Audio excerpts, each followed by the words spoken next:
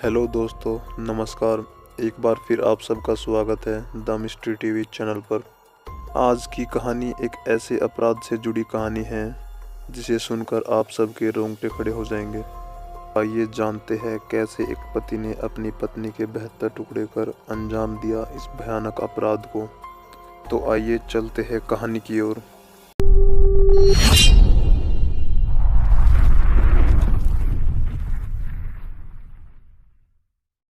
बात है 2010 की, जब उत्तराखंड की राजधानी देहरादून में राजेश गुलाटी नाम के एक आदमी का परिवार रहता था, जिसमें उसकी वाइफ अनुपमा गुलाटी और 2 बच्चे रहते थे। जिसमें राजेश गुलाटी एक सॉफ्टवेयर इंजीनियर थे और अनुपमा गुलाटी ने भी एमसीए कर रखा था। 1999 में इनकी लव मैरिज दिल्ली में हुई थी, जिसके बाद ये देहरादून शिफ्ट हो गए थे। 17 अक्टूबर 2010 को अनुपमा के मायके से कॉल आती है, लेकिन उनकी अनुपमा से कोई बात नहीं हो पाती। कुछ दिनों बाद वे फिर कॉल करते हैं, मगर राजेश उन्हें यह कहकर टाल देता है कि वह बाहर गई है। ऐसे ही कुछ दिन बीतते हैं और एक दिन फिर उनकी कॉल आती है, मगर इस बार राजेश ने उन्हें बताया कि अनुपमा लड़कर गुस्से में कहीं चली गई है। लेकिन इस बात को अनुपमा के मायके वालों ने सीरियस नहीं लिया, क्योंकि उन्हें पता था अक्सर इन दोनों के बीच झगड़े होते रहते हैं। और फिर धीरे धीरे कुछ समय बीतता है और अक्टूबर से नवंबर आ जाता है, लेकिन फिर भी अनुपमा से कोई बात नहीं होती। घर वाले राजेश से पूछते हैं कि अनुपमा कहाँ है। वह भी एक ही जवाब देता है कि मुझे भी नहीं पता अनुपमा कहाँ है। अक्सर उन दोनों के बीच झगड़े हुआ करते थे, यह बात तो घर वालों को पता ही थी, मगर इस बार लंबे समय से उससे बात न हो पाने के कारण घर वालों को उसकी चिंता होने लगी। ऐसे ही कुछ समय बीतता है और 57 दिन बाद 12 दिसंबर 2010 को अनुपमा का भाई SK चौधरी देहरादून पहुंच जाता है और राजेश से पूछता है कि अनुपमा कहाँ है। तो वह बताता है कि कुछ दिन पहले हम दोनों के बीच झगड़ा हुआ था और वह गुस्से में कहीं चली गई थी। तो वो बोलता है, आपने रिपोर्ट क्यों नहीं लिखाई थी? मुझे लगा कि वह वापस आ जाएगी।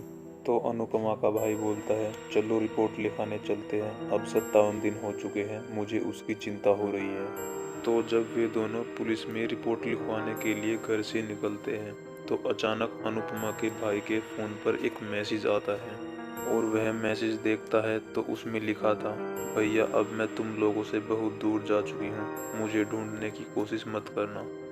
और यह मैसेज अनुपमा के फ़ोन से ही आया था। तो उसे थोड़ा शक होता है कि जिसे मैं इतने दिनों से ढूंढ रहा हूँ, उसकी सभी दोस्तों से, सभी रिश्तेदारों से, हर जगह उसकी पूछताछ की, तब उसका कुछ नहीं पता चला। और आज जब मैं उसकी रिपोर्ट लिखवाने जा रहा हूँ, तब उसका मैसेज क्यों आता है? तो वो मैसेज राजेश को दिखाता है और राजेश इस पर कोई रिएक्ट नहीं करता और उसे टालने की कोशिश करता है और उसे कहता है, मैंने तुम्हें कहा था ना कि कहीं नहीं गई, वो आ जाएगी वापस। उसने गुस्से में कर दिया होगा ये मैसेज। लेकिन अनुपमा के भाई ने सोचा कि आज ही क्यों, जो नंबर इतने दिनों से बंद आ रहा है उस नंबर से आज ही मैसेज क्यों आया, और वो भी जब मैं उसकी गुमशुदा होने की रिपोर्ट लिखवाने जा रहा हूँ। और उसे शक होता है और वह कहता है कि अब तो रिपोर्ट लिखवाने जरूर जाएंगे। तो वे पास की पुलिस चौकी में रिपोर्ट लिखवाने चले जाते हैं और रिपोर्ट में लिखवाते हैं कि अनुपमा गुलाटी 17 अक्टूबर 2010 से लापता है और आज 57 दिन हो चुके हैं, अब तक उसके बारे में कुछ भी पता नहीं चला है। फिर वो दोनों घर वापस आ जाते हैं। पुलिस ने भी इस केस को बहुत गंभीरता से लिया, क्योंकि देहरादून जैसी जगह पर ऐसे केस देखने को कभी नहीं मिलते। फिर 2-3 घंटे बाद ही देहरादून पुलिस की एक टीम उनके घर पर आ जाती है। पुलिस उन दोनों के बयान लेती है, उनसे पूछताछ करती है और अनुपमा गुलाटी के बारे में सभी जानकारी लेती है, जिससे उसे ढूंढने में आसानी हो। तो ये सभी इन्फॉर्मेशन लेकर जब पुलिस की टीम घर से बाहर निकल रही होती है, तो अचानक एक पुलिस वाले की नज़र घर में रखे एक डीप फ्रीजर पर पड़ती है, जिस पर एक ताला भी लगा हुआ था और जो दिखने में बिल्कुल नया था।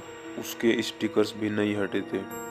तो वो पुलिस वाला सोचता है कि घर में डीप फ्रीजर की क्या ज़रूरत, जब घर में फ्रिज भी है।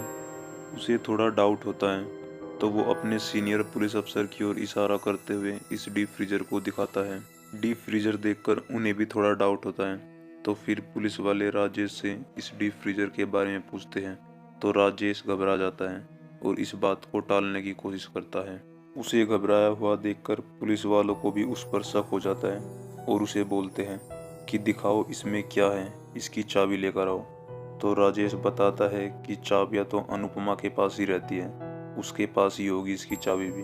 तो पुलिस वाले बताते हैं कि अनुपमा को तो लापता हुए भी 57 दिन हो चुके हैं और इसे देखकर लगता है कि यह हाल फिलहाल में ही लिया गया है। तो पुलिस उस पर दबाव डालती है तो वह चाबी लाकर दे देता है।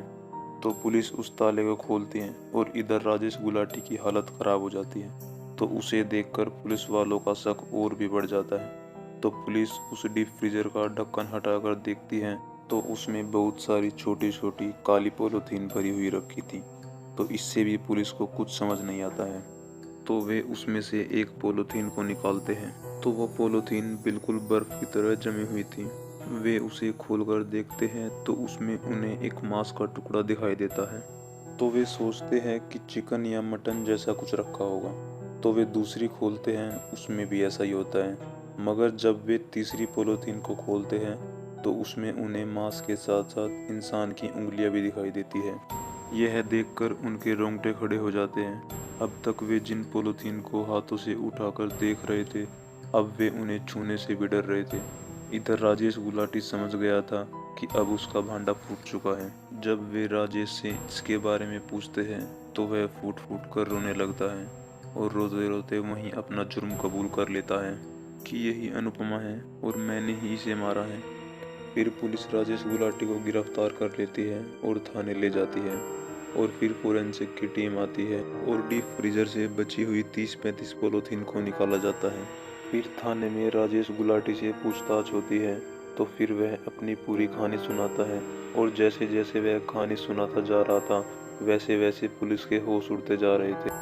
और कहानी यह थी कि जब राजेश गुलाटी और अनुपमा की शादी हुई थी तो उसी दौरान अनुपमा गुलाटी अपनी एमसीए की पढ़ाई कर रही थी।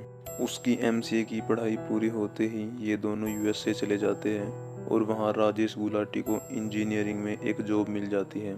कुछ समय तक ये लोग यूएसए में ही रहते हैं और फिर कुछ समय बाद ये दोनों इंडिया वापस आ जाते हैं और राजेश गुलाटी को कोलकाता में जॉब मिल जाती है और वो अनुपमा गुलाटी को दिल्ली में ही छोड़कर कोलकाता में जॉब करने चला जाता है।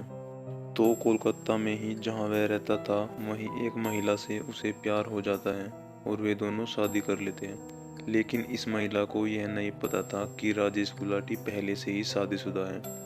किसी तरह यह बात अनुपमा को पता लग जाती है और वहीं से इनके रिश्तों में कड़वाहट आ जाती है और झगड़े शुरू हो जाते हैं। फिर उसकी दूसरी बीवी को भी पता लग जाता है और उनके बीच भी झगड़ा हो जाता है। फिर राजेश गुलाटी उसे छोड़ देता है और दिल्ली वापस आ जाता है। वहाँ राजेश अनुपमा को मनाता है कि हम दोनों की लव मैरिज हुई थी और फिर अनुपमा भी मान जाती है और ये इनके जीवन की एक बार फिर एक नई शुरुआत थी जिसे ये लोग एक नए शहर में करना चाहते थे। और ये लोग देहरादून पहुंच जाते हैं और वहीं अपना एक घर लेकर रहने लगते हैं। मगर यहाँ भी जब भी इनके बीच झगड़ा होता तो अनुपमा गुलाटी कोलकाता का जिक्र जरूर करती थी और ऐसे ही इनके बीच झगड़े बढ़ जाते हैं और कभी कभी हाथापाई भी हो जाती थी। हाथापाई के बाद मामला कोर्ट तक पहुंचा और कोर्ट का फैसला आया कि जब बच्चे दोनों के साथ रहना चाहते हैं तो तुम अनुपमा गुलाटी को घर चलाने के लिए हर महीने 20,000 रुपये दिया करोगे। तो फिर राजेश गुलाटी अनुपमा को हर महीने 20,000 रुपये देते थे। लेकिन फिर भी उनके बीच झगड़े बंद नहीं हुए और आए दिन ये लोग झगड़े करते थे। फिर एक दिन 17 अक्टूबर 2010 को राजेश गुलाटी ऑफिस से घर आता है और फिर थोड़ी देर बाद उनके बीच झगड़ा शुरू हो जाता है और धक्का मुक्की भी हो जाती है। इसी धक्का मुक्की में राजेश अनुपमा को धक्का देता है तो अनुपमा का सिर बेड के कोने में लग जाता है और वह बेहोश हो जाती है। तो राजेश गुलाटी सोचता है जब इसे होश आएगा तो ये फिर पुलिस में जाएगी और मैं जेल चला जाऊंगा। तो राजेश घबरा जाता है और वह कॉटन उठा के लाता है और अनुपमा के मुंह में भर देता है और तब तक उसका मुंह दबाए रखा जब तक वह मर नहीं गई। तो फिर उसने डेड बॉडी को उठाया और बाथरूम में जाकर रख दिया और फिर लाश को ठिकाने लगाने के बारे में सोचा। तो उसने सोचा कि मसूरी की ओर जाकर पहाड़ से कहीं खाई में फेंक दूंगा, लेकिन बॉडी को घर से कार तक कैसे ले जाए ये सोचने में ही उसे 2 दिन लग गए। लेकिन उसे बॉडी को कार तक ले जाने का कोई रास्ता नहीं मिला। तो उसने सोचा ऐसे तो बॉडी में बदबू हो जाएगी और सभी को पता लग जाएगा। तो फिर उस रात उसके दिमाग में ये आइडिया आया, और ये आइडिया उसे एक मूवी देखकर आया था जिसका नाम है the silence of the lambs. सिर्फ ये एक मूवी उसके लैपटॉप में पाई गई थी। फिर अगले दिन वह बाजार से 4 चीज़ें लेकर आया, जिसमें एक डीप फ्रीजर, एक स्टोन कटर, एक आरी और एक हथौड़ा था। और वह जब भी बाहर जाता था अपने बच्चों को साथ लेकर जाता था। तो उसने प्लान बनाया कि जब जब उसके बच्चे स्कूल में जाएंगे तब तब वह बॉडी के टुकड़े करेगा, और सप्ताह में हर शनिवार और रविवार को अपने बच्चों के साथ जाकर केवल 1 या 2 पॉलीथीन लेकर मसूरी वाले रास्ते में कहीं से खाई में फेंका करेगा। तो इस तरह फिर वह बाथरूम में काटता रहा, डीप फ्रीजर में रखता रहा, और हर शनिवार और रविवार को जहां मौका मिलता रहा वहां जाकर फेंकता रहा। और ये शेड्यूल 57 दिनों तक चलता रहा। इन 57 दिनों तक वह एक ही घर में एक लाश के साथ रहता था, और उसी घर में जिन हाथों से लाश को काटता था उन्हीं हाथों से खाना भी बनाता था। लेकिन इन 57 दिनों तक उसने अपने बच्चों को कभी भी बाथरूम में नहीं जाने दिया, मगर अपने आप उसी बाथरूम में नहाता था जिसमें अपनी बीवी की लाश के टुकड़े करता था। इन 57 दिनों तक वह इस काम को पूरा नहीं कर पाया, क्योंकि वह हफ्ते में 2 दिन में सिर्फ 3 या 4 पॉलीथीन ही ले जाता था। तो इसलिए वह 57 दिनों तक ज़्यादा फेंक नहीं पाया। लेकिन सिर्फ एक गलती ने उसे फंसा दिया, और वो थी कि जब राजेश गुलाटी और SK चौधरी रिपोर्ट लिखवाने जा रहे थे तो उसने वो मैसेज किया। इस मैसेज से ही उसके भाई को उस पर शक हुआ था, और यहीं वो फंस गया था। फिर बाद में उसने अपना क्राइम कबूल किया, और उसे सिर्फ एक ही अफसोस था कि उसके बच्चे अनाथ हो गए हैं। इसके बाद ये केस देहरादून के कोर्ट में चला, और सितंबर 2017 में कोर्ट का फैसला आया जिसमें उसे उम्र कैद की सजा हुई। तो ये थी अनुपमा गुलाटी की मौत की पूरी कहानी। उम्मीद करता हूँ कि आप सभी को यह कहानी बेहद पसंद आई होगी। अगर आपको कहानी पसंद आई है तो इसे लाइक करें, शेयर करें और कमेंट करके बताएं कि आपको कहानी कैसी लगी, और चैनल को सब्सक्राइब करके बेल आइकन को जरूर प्रेस करें ताकि आप हमारी आने वाली हर कहानी को सुन पाए। Thank you.